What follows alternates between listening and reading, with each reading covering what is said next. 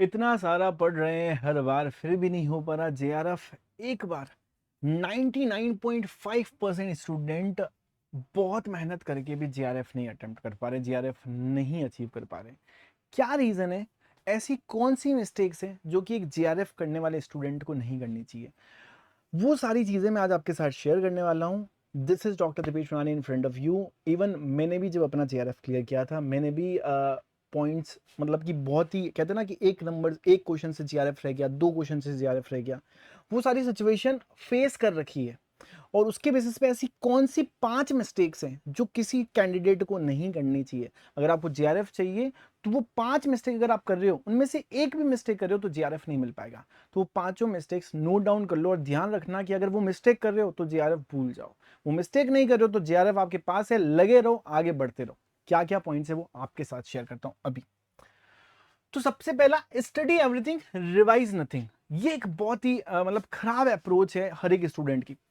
सब कुछ पढ़ना चाहेगा। एक जेआरएफ कैंडिडेट जो होता है उसको पता होता है कि यूजीसी नेट का जो सिलेबस होता है वो बहुत वास्ट होता है। पेपर 1 प्लस पेपर 2 बहुत वास्ट सिलेबस है। 6 महीने के अंदर, 6 महीने की तैयारी में, 7 महीने की तैयारी में आपको एग्जाम देना होता है। तो यहां पे वो पढ़ना सब कुछ चाहता है जो कि नेक्स्ट टू इम्पॉसिबल है। उसको ये पता होना चाहिए कि क्या पढ़ना है। तो यहां पे उसका सॉल्यूशन क्या निकल के आ रहा है? एक तो उसको कंटेंट पता होना चाहिए कि कौन से टॉपिक इंपॉर्टेंट हैं। उसको पता होना चाहिए कि उसने पीवाईक्यू को एनालाइज किया है और उसके बेसिस पे उसको रिवीजन रेगुलर करना चाहिए। स्टूडेंट सोचते हैं कि पहले कोर्स कंप्लीट कर लेते हैं फिर रिवीजन करेंगे। कोर्स कंप्लीट हुआ 5 महीने, अब तो मॉक टेस्ट की बारी आ गई सर, अब कब रिवीजन करोगे? तो द थिंग इज कि आप रेगुलर बेसिस पे जो टॉपिक पढ़ रहे हो उसका रेगुलर बेसिस पे रिवीजन करोगे तो ऑटोमेटिकली जेआरएफ की एक सीढ़ी चढ़ जाओगे।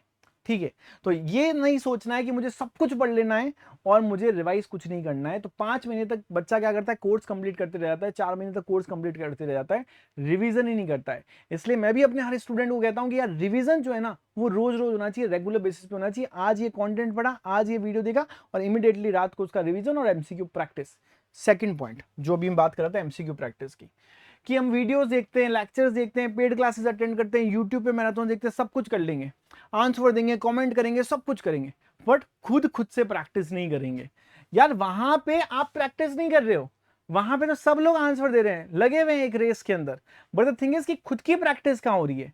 जिस भी पर्टिकुलर प्लेटफॉर्म पे आप जुड़े हो या जिस भी तरीके से किताब के थ्रू प्रैक्टिस कर रहे हो, आप एमसीक्यू कैसे लगा रहे हो वो एमसीक्यू आपको भी लगाने आने चाहिए। आपका वीडियोस देखने से हाल चाल दाना पानी नहीं निकलने वाला जेआरएफ का। जेआरएफ के लिए आपको चाहिए खुद की प्रैक्टिस। अगर जो स्टूडेंट खुद प्रैक्टिस नहीं कर रहा है वो जेआरएफ नहीं निकाल पाएगा।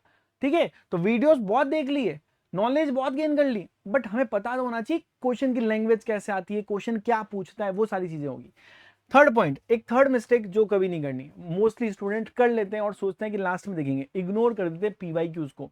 यार पीवाईक्यूज को इग्नोर कर रहे हो तो मतलब कि आप पेपर पैटर्न को इग्नोर कर रहे हो। पीवाईक्यूज को इग्नोर का मतलब पैटर्न को आप इग्नोर कर रहे हो। तो पैटर्न को अगर आप इग्नोर कर रहे हो तो आप एग्जाम कैसे दोगे if you don't know the pattern of the exam? तो जेआरएफ क्लियर करने के लिए सबसे इंपॉर्टेंट होता है पीवाईक्यूज। कम से कम कितने साल के? कुछ बोलते हैं 6 अटेम्प्ट के, कुछ बोलते हैं 7 अटेम्प्ट के। मैं कहता हूं यार 10 अटेम्प्ट के तो ले ही लो। 10 अटेम्प्ट के, पिछले 10 अटेम्प्ट के अगर आपके पास पीवाईक्यू नहीं है तो मतलब कि बहुत कुछ मिस कर रहे हो बच्चा। पिछले 10 अटेम्प्ट के अगर पीवाईक्यू नहीं है तो यू आर मिसिंग, है ना, मैनी थिंग्स, बहुत सारी चीजें आप मिस कर रहे हो यहाँ पर। तो ये बहुत बड़ी मिस्टेक है अगर आप पीवाईक्यू एनालिसिस नहीं करो। पीवाईक्यू एनालिसिस आपको 2-3 चीजें बदलती है। आपको ये पता चल जाएगा कि आपका कौन सा टॉपिक रिपीट होता है हर बार, कितने मार्क्स के क्वेश्चंस कौन सी यूनिट से मोस्टली आ रहे हैं, यहाँ पर इनकम टैक्स से ज्यादा आ रहे हैं, पेपर 1 में कौन से टीचिंग एप्टीट्यूड से ज्यादा आ रहे हैं, है ना, आईसीटी से ज्यादा, मतलब आपको ये अंदाजा हो जाएगा। तो ये अंदाजा के लिए पीवाईक्यू को एनालाइज जरूर करना है, पीवाईक्यू को जरूर प्रैक्टिस करनी है जब भी आप यूनिट को कंप्लीट कर लेते हो। Next fourth mistake, time management. Student time management नहीं कर सकता। क्या करता है कि यार चलो अब तो पेपर 1 लगाए, पेपर 1 के लेक्चर स्टार्ट हुए तो पेपर 1 पे ही फोकस देगा और पता चलेगा कि एक मंथ उसने पूरा पेपर 1 पे ही फोकस किया, पेपर 2 पढ़ा ही नहीं। या फिर उसको लग रहा है पेपर 2 मेरा वीक है तो पेपर 2 पे ही फोकस देगा, सोचेगा पेपर 1 तो मैं कर लूंगा। ऐसा नहीं होता है, दोनों पेपर को अकॉर्डिंगली टाइमली मैनेज करना पड़ता है, दोनों को बैलेंस लेके चलना है। यहाँ पे आपके 100 क्वेश्चन आ रहे हैं तो आपको उतनी मेहनत करनी है, आपके 50 क्वेश्चन आ रहे हैं तो उतनी मेहनत करनी है, दोनों में 10-10 यूनिट है तो उस मेहनत को उसी वे में लेके चलना है आगे। ऐसा नहीं सोचना मैं पेपर 2 पढ़ लेता हूँ, लास्ट में 1 महीने में पेपर 1 पढ़ लूंगा। नहीं बेटा, वहां मॉक प्रैक्टिस है, वो 1 महीना तो सोचना भी नहीं आपका है, ठीक है। या फिर ऐसा नहीं सोचना है कि लास्ट के 10 दिन में पढ़ लूंगा, पॉसिबल ही नहीं है पेपर 1 को लास्ट के 10 दिन में कंप्लीट करना। तो स्टार्टिंग से टाइमली मैनेज करना। एक सबसे बड़ी मिस्टेक जो लास्ट वाली है वो मैं आपके साथ शेयर करूंगा। स्टार्ट करते हैं लेट, जागते लेट है ना, ग्राहक है ना, क्या करें। तो यहाँ पे जगाना पड़ता है स्टूडेंट्स को, भाई जाग जाओ, पढ़ लो पढ़ लो। बहुत सारे मेंटर्स टीचर्स बोलते रहते हैं, आपके घर वाले भी बोलते रहते होंगे। तो यहाँ पे जो लेट स्टार्ट करते हैं उनके लिए एक बड़ा है ना, मतलब रिस्क वाला पोर्शन रहता है। या तो डबल मेहनत करके स्टार्ट करो, या फिर स्टार्ट जल्दी कर लिया, टाइम पे कर लिया, बट इनकंसिस्टेंट है, वो मत करो। कंसिस्टेंसी तो बहुत जरूरी है। तो देखो यार, जेआरएफ क्लियर करने के लिए हम बात जो करें, जो 99.5% स्टूडेंट फेल हो रहे हैं, जो चाहकर मतलब एक एक क्वेश्चन से फेल होने का, असली 1 2 3 क्वेश्चन से, है ना, मेरे भी काफी स्टूडेंट। तो भैया तैयारी को थोड़ा सा और बूस्ट कर दो। जो ये 5 मिस्टेक बताई है उन पे है ना, आप क्रॉस क्रॉस क्रॉस लगाने हैं टिक आपको, कि भाई एक भी मिस्टेक मैं ही नहीं कर रहा हूं। अगर वो मिस्टेक कर रहे हो तो वीकली बेसिस पे उसको क्या करना, सुधारना स्टार्ट करो। और कमेंट सेक्शन में मुझे कमेंट करके बताना, सर ये 5 मिस्टेक अब मैं नहीं कर रहा हूं, एक वीक के अंदर इसको सुधारना है। और फिर देखना आपका जेआरएफ कैसे हो जाता है। Understood student. तो देखो, इस पढ़ाई करने वाले बहुत सारे हैं, जेआरएफ में बहुत कुछ पढ़ने वाले बहुत सारे हैं, बट द थिंग इज कि स्मार्ट स्ट्रेटजी जो है वो हर किसी के पास नहीं है।